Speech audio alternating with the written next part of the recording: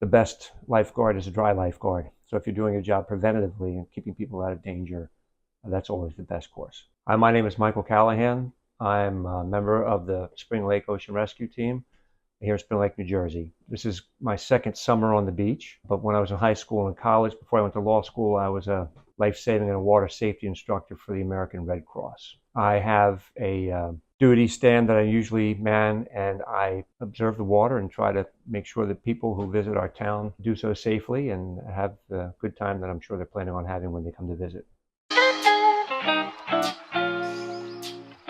One of the most significant threats that we have here are currents, and those are things that can pose a little bit of a hazard to people. On the beach itself, sometimes you just have shells, although the beach does a pretty good job of cleaning it on a daily basis and raking it. But it really is sun, right? So I want to make sure people use sunscreen because that's a common risk that people aren't always aware of or prepare for.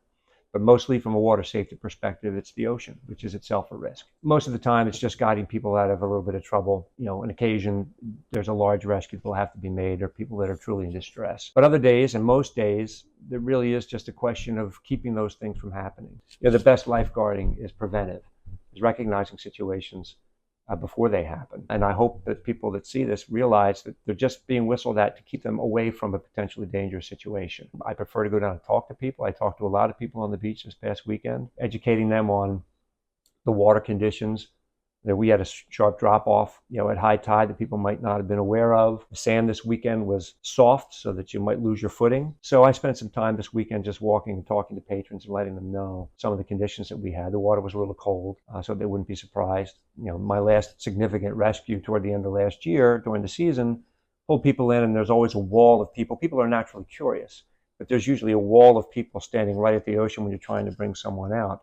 And that someone may be embarrassed or maybe not happy to have all that attention on them. And they just need a little bit of space to catch their breath and recover. And in the event that there's some medical need, the EMTs that are responding at the same time need access to the person who's in distress or was in distress. And so the best thing the beachgoers can do is just give the lifesavers and give the first responders room to do their jobs.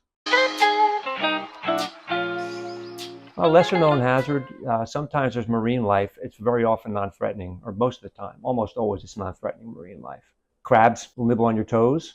Sometimes you might step on a fish that might surprise you. But people that dig on the beach and dig too deeply run the risk of getting trapped by collapsing sand. And unfortunately, around the country every year, there seem to be deaths of people who are doing that without proper supervision or without proper awareness. And I would say I spoke to more hole diggers this past weekend, Memorial Day weekend, than I did to swimmers. Because